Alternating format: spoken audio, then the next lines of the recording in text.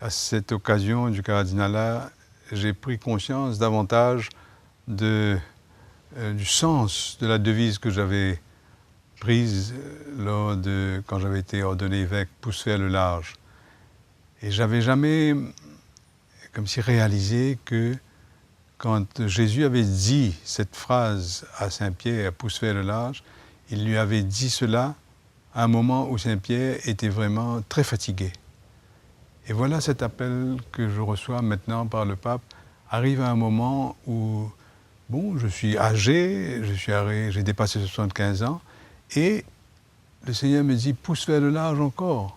Ça veut dire, continue avec ce que tu es, avec les limites que tu as, continue.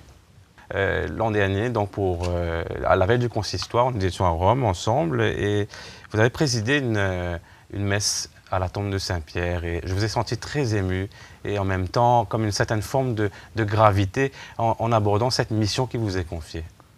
Oui, tout à fait. Parce que, vous savez, Saint-Pierre, c'est un homme simple, un homme faible, qui a été comme relevé par le Christ. Un homme pécheur comme nous tous.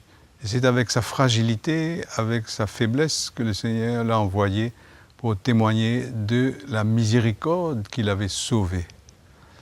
Alors, cette question de la miséricorde est revenue très souvent à l'époque du cardinalat.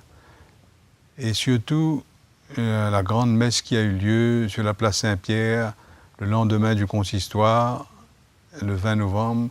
Après la messe, le pape a rendu public une lettre qu'il avait écrite à la fin du jubilé qui s'appelle « Miséricorde et misère ». Et dans cette lettre, il dit « Voici venu le temps de la miséricorde ».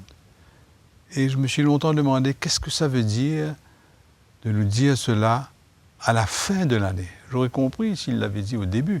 Mais là, il revient dessus à la fin. Voici venu le temps de la miséricorde. Comme si, comme il dit lui-même, que la miséricorde n'est pas une parenthèse dans la vie de l'Église. C'est ce qui fait le cœur de sa vie, de sa mission. Et donc, il parle aussi dans cette lettre il faut, comme si, donner une croissance, faire grandir plutôt, une culture de la miséricorde. Comme si la miséricorde, c'est l'image de Dieu que nous avons reçue en nous, comme une semence, et qu'il faut cultiver.